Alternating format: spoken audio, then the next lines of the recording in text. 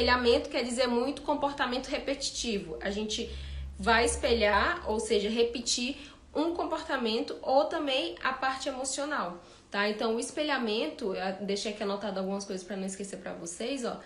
Tanto a ação quanto o emocional pode ser espelhada. Essa ação de comportamento quanto o emocional, eles podem ser espelhados. Então, o espelhamento, eu vou colocar aqui como definição, é uma capacidade interativa social. O conceito dele é isso. Então, é uma capacidade interativa social. Por meio do espelhamento, a gente interage tanto com outras espécies quanto com a nossa mesma, né, nossa espécie humana.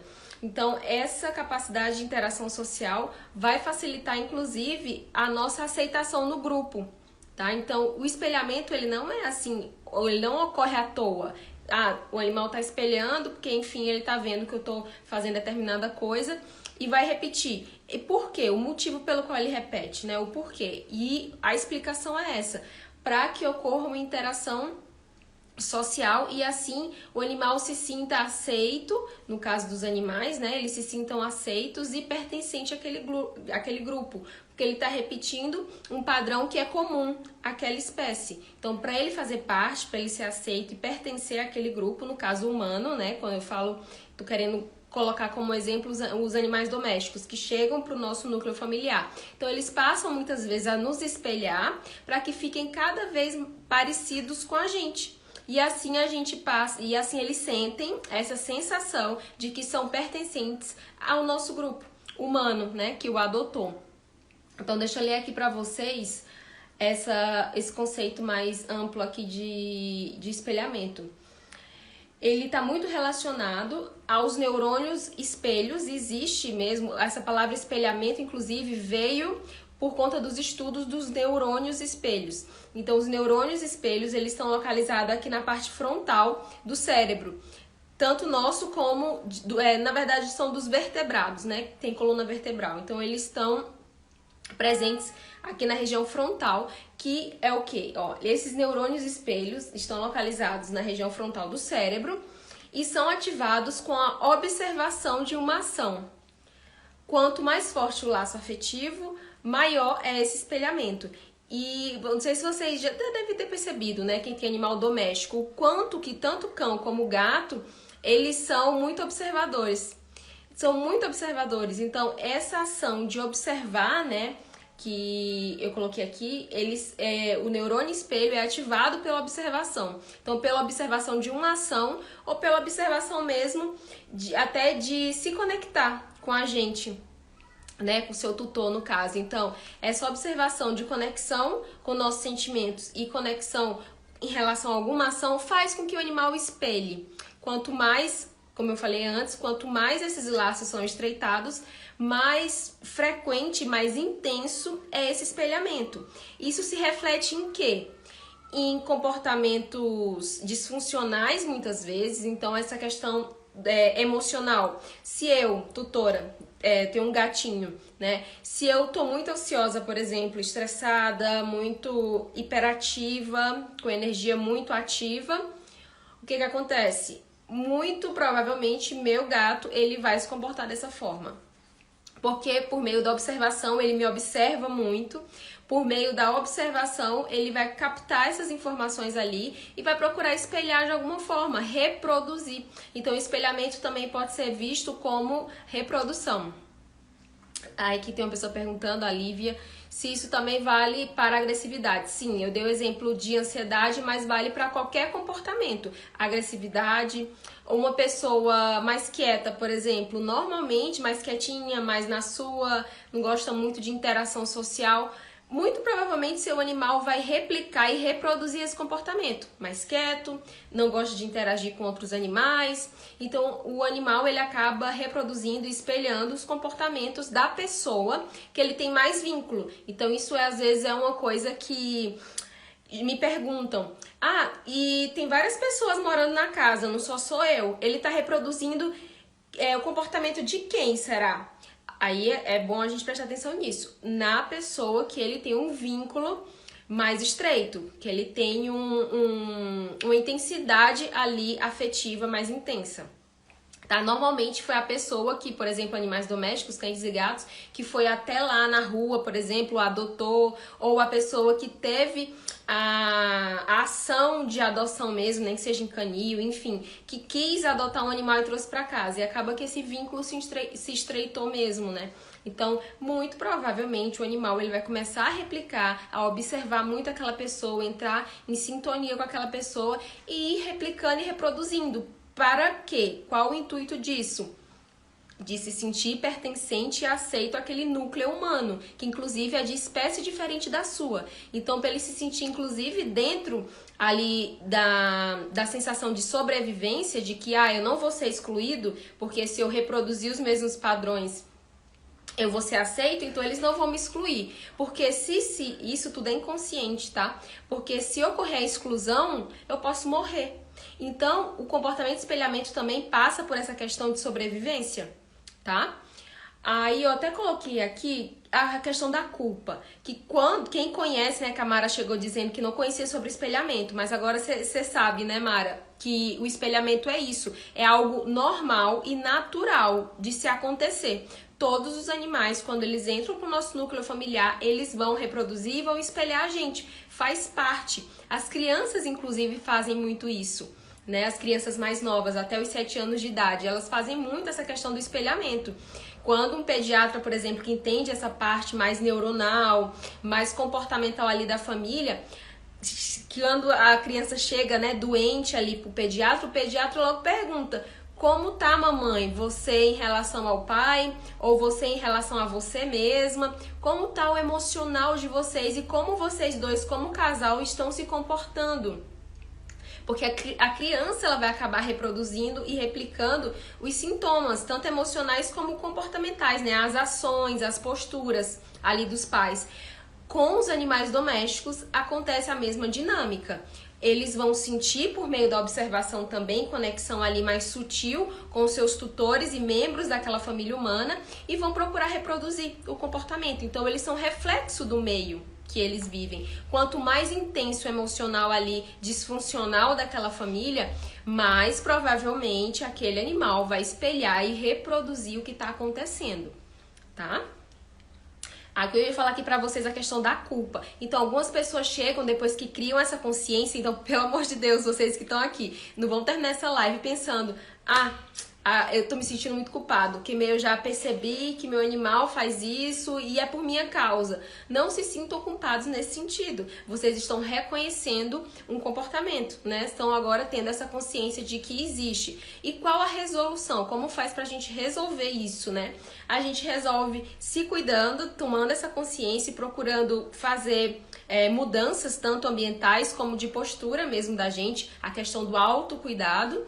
E também dando suporte àquele animal, com algumas terapias energéticas como reiki, florais, mudanças de rotina também, isso ajuda, por exemplo, o animal que fica muito tempo dentro de casa. É bom ele passear mais, né, olhar inclusive outros animais, interagir com seres da sua mesma espécie, né, outros animais, cães, gatos, enfim.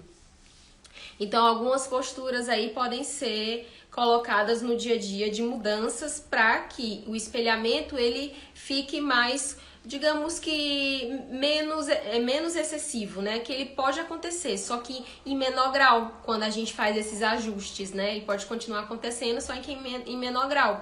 Quando a gente vai cuidando da gente, o animal ele vai sentindo, ele também vai respondendo à nossa melhora, tá? Enquanto a gente não melhora, porque tem vezes que nosso ritmo tá tão acelerado, por exemplo, que a gente não tá tendo tempo de se cuidar, a gente pode ir dando suporte para esse animal com algumas terapias, como eu falei para vocês, o reiki e o floral.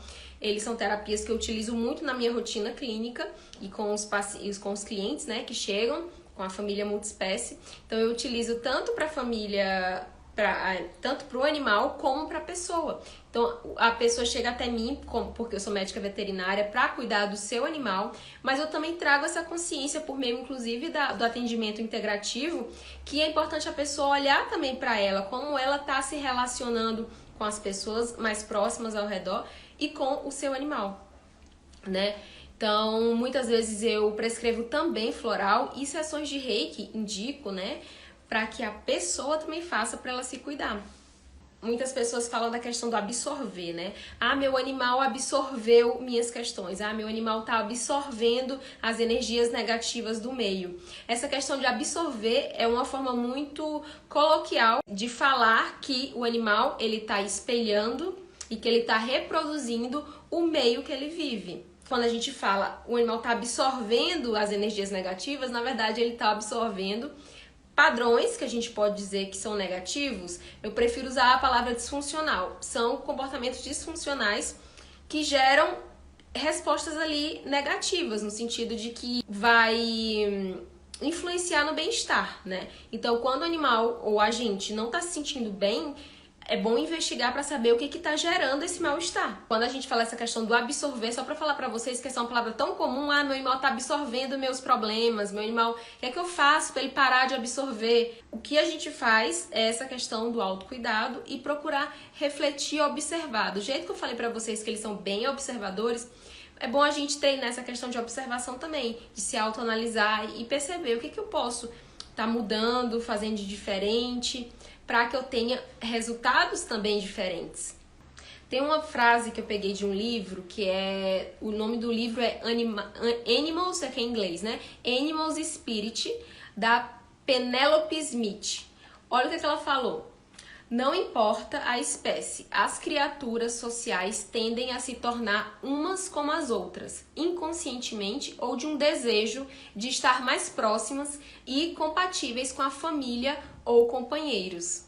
Como eu tinha falado para vocês, essa sensação aqui que ela observou de que cada vez mais, né, com essa interação social, as criaturas elas vão se tornar umas com as outras o mais parecidas possíveis, para que se sintam pertencentes àquele grupo ali. Tá? Isso é algo natural e que está muito ligado ao instinto de sobrevivência. Tá? Então essa questão de eu tô me sentindo culpada porque meu animal tá absorvendo minhas questões, ele tá reproduzindo o meio que ele vive, e isso é algo inclusive instintivo para a sobrevivência dele. Então, se ele tá fazendo isso na tua casa, com certeza faria na casa de outra pessoa que ele fosse adotado, tá? Então, prestem atenção nessa questão, essa questão da culpa. Vocês podem pegar essa questão, eu tô me sentindo muito culpada. Olhar por outro ângulo, de vez de ficar olhando pela parte da culpa, que a culpa muitas vezes paralisa a gente, olhar no ângulo de o que é que eu posso fazer de diferente para mudar o resultado do que eu tô vendo agora. E eu tenho 2 livros para indicar para vocês, tá? Que são livros que inclusive eu li e peguei algumas referências para esse tema do espelhamento. O primeiro livro é Cara de Um, Focinho do Outro, do médico veterinário Marcos Fernandes. Ele fez um livro que é bem a introdução dessa questão de como o meio influencia ali o animal que a gente adotou. Fala um pouquinho também de constelação familiar. E o segundo livro é Tratado 1 de Medicina Veterinária Sistêmica, da autora Carla Soares. Ela tem um capítulo nesse tratado, que é o capítulo 22, que fala bem sobre espelhamento, tá? Inclusive citando alguns artigos científicos. Se vocês também não tiverem perguntas mais, eu vou aguardar um pouquinho, eu encerraria. Essa frase aqui, ó, o floral não faz o trabalho sozinho, nem a comunicação animal e nem o reiki. Por que eu coloquei isso? Eu fiz até algumas postagens falando, tem uma bem específica onde eu falo, floral não faz o trabalho sozinho. Em que sentido eu queria colocar? No sentido de que se a gente ficar dependendo só da atuação da frequência floral, mas sem mudar hábitos, sem mudar postura, sem mudar o entorno, o floral ou o reiki ou a comunicação animal não vai fazer o trabalho sozinho. A gente tem que agir em conjunto, tá? Deixo aqui essa reflexão e essa informação para vocês que é muito importante. Colocar as fichas só numa terapêutica e a gente não mudar, não se movimentar para fazer diferente, não tem o resultado esperado. Tem outra coisa que eu anotei aqui, que foi até uma dúvida de uma pessoa. Um animal, ele pode mudar seu comportamento quando estiver na presença de outro animal? Por exemplo, ela me perguntou no contexto de que ela tinha só um cachorrinho na casa dela e depois adotou outro.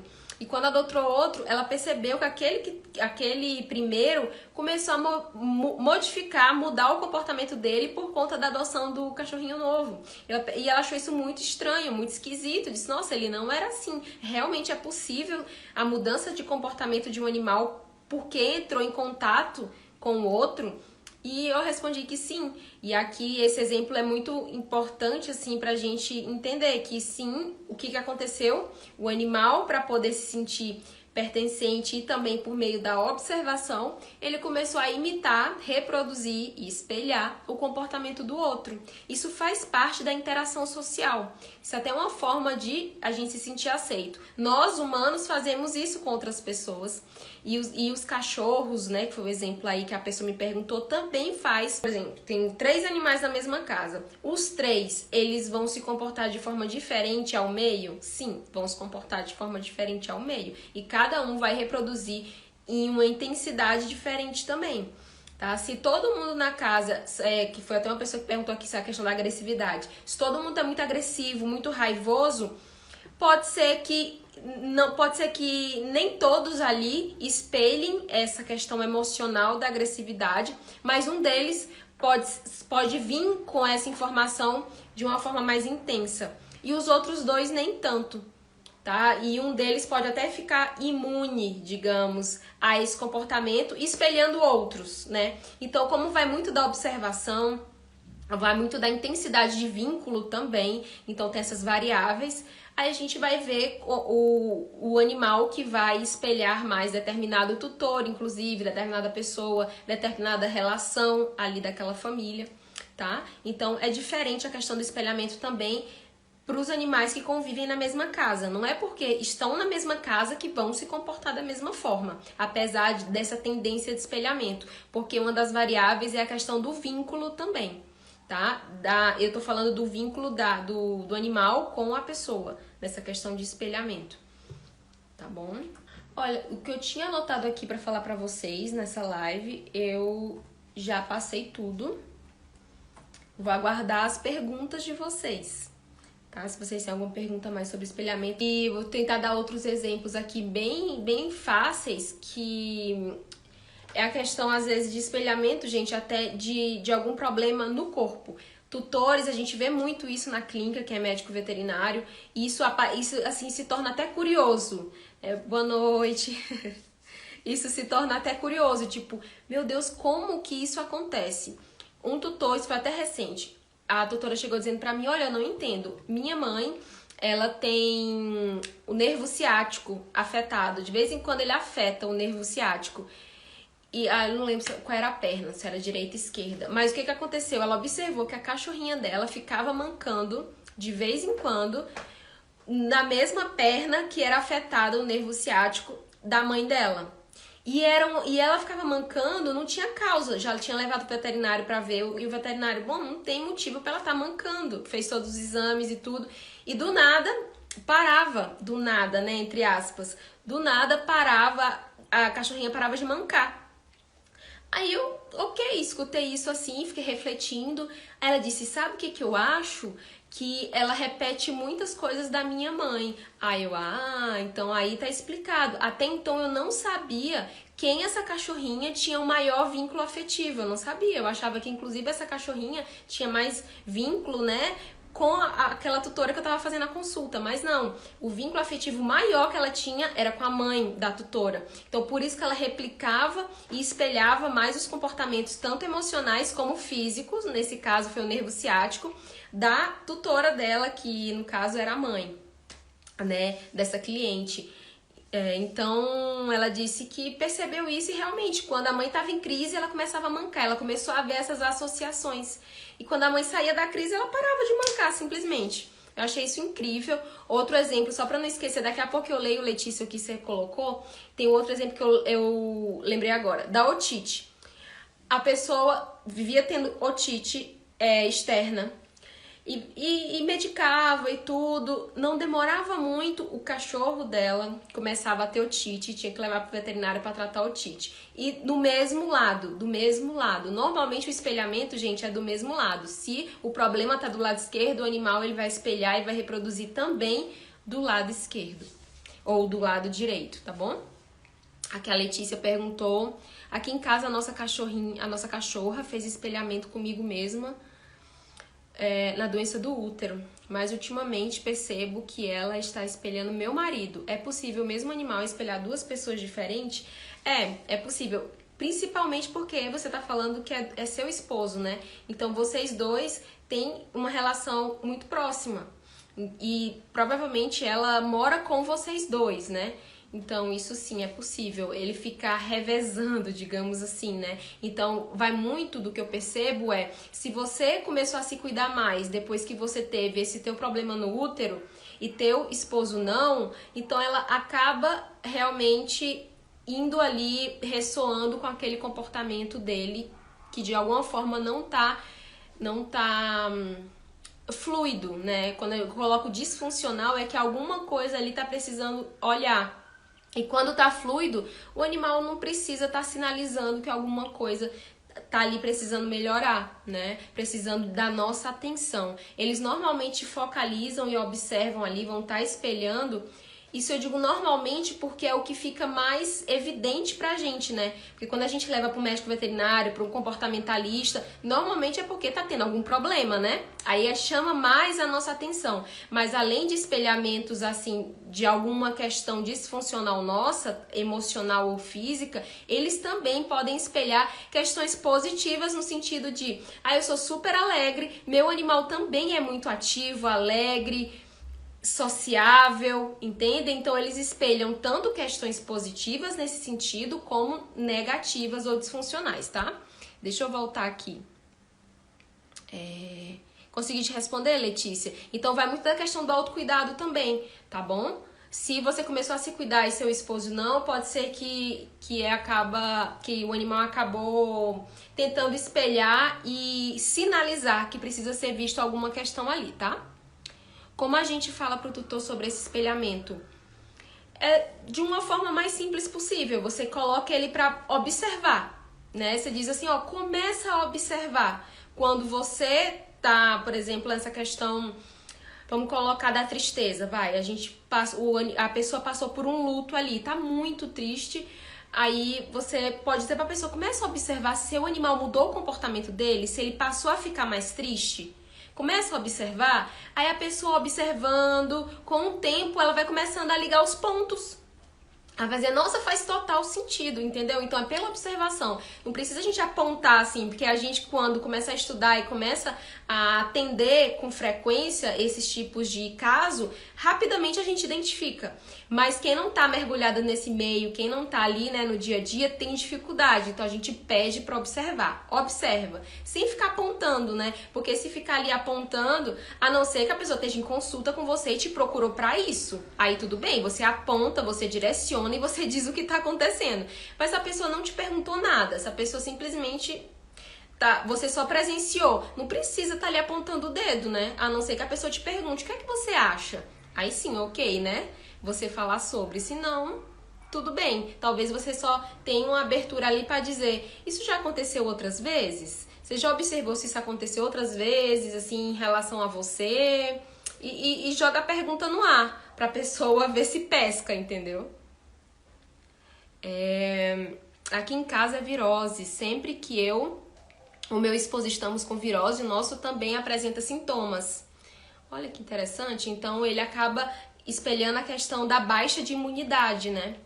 Querendo inclusive ficar fazendo companhia para vocês. Isso é realmente possível. Sim, verdade. Ele está mais apegada a ele nesse momento. Pois é. Exatamente, Letícia. Que bom que você identificou. Oi, Pedro! Quanto tempo? Que bom. Acho que foi a Manu que perguntou, né? Como falar para o tutor dessa questão do espelhamento. Você pode, inclusive, sugerir terapias para que a pessoa busque o seu equilíbrio. Ali, inclusive, da família como um todo, né? A pessoa se melhorando acaba refletindo também no meio que ela está vivendo. Não é só o animal que sente, as pessoas ao redor também sentem essas mudanças emocionais, de postura. E quando alguém está doente, acaba também influenciando no meio, né? Então, terapias também são muito bem-vindas nesses casos, que você observa e percebe que ocorreu um espelhamento, tá? Que pode ser físico ou emocional. Eu tinha colocado aqui um exemplo de pertencimento, tá? Que são os roqueiros, por exemplo. Adolescente tem muito disso, né? os roqueiros, você vai para um local que você sabe que só vai ter roqueiro, você vai como? Muito provavelmente de preto, sei lá, com metal, com estereótipos, né, ali do roqueiro. Então, por que você faz isso? Para pertencer àquele grupo. Então, o pertencimento está muito nesse sentido. Se você for toda colorida, você vai destoar daquele bando de roqueiro vestido de preto, né? Eu vejo muito isso nos clubes de moto também. Os clubes de moto, eles estão muito ali fechados, né? Tanto no estilo de se vestir, como às vezes até nos trejeitos, né? Isso acontece também, falando isso, eu lembrei da questão do sotaque, da cultura. Eu sou do Ceará e eu vim aqui para Belo Horizonte. E eu acabo que, convivendo com as pessoas, de vez em quando eu falo como o mineiro fala. Então, isso acaba que é natural, porque eu tô convivendo aqui com todo mundo que fala de uma forma diferente da minha, que é, né, o sotaque mais cearense. Então, isso é algo natural. E eu tô reforçando isso para que vocês não caiam na questão da culpa. Ah, meu animal tá assim porque ele está absorvendo minhas questões negativas. E ai, meu Deus, e agora? Ele não poderia, ele não merece. Não, gente, não é essa questão de merecimento, de que ai, meu Deus, e agora? E você fica se punindo. Não fiquem não precisa ficar assim. Isso é algo natural, aconteceria na sua casa, acontece na minha casa, acontece na casa de todo mundo. A questão é a consciência de que forma a gente pode fazer diferente para que o animal não fique ali reproduzindo, né? Tanto, tá? Nossas questões mais disfuncionais. Porque, como eu falei também para vocês, eles espelham coisas positivas também. Tá? Então é bom a gente, no caso, ir se cuidando para que o meio também com as pessoas fique o mais saudável possível, né? Muito obrigado pela presença de todos e até a próxima live. Lembrando que a próxima é daqui a 15 dias, deixa eu ver até aqui no calendário, dia 30, e o tema vai ser a eutanásia, que é uma das coisas que muitas pessoas me pedem para falar sobre a eutanásia. Se um dia vocês tiverem que passar por isso, como agir, como funciona, porque a gente tem dúvida sobre a eutanásia. Então, dia 30 é a próxima live, já tá marcadinha sobre a eutanásia. Até lá, então!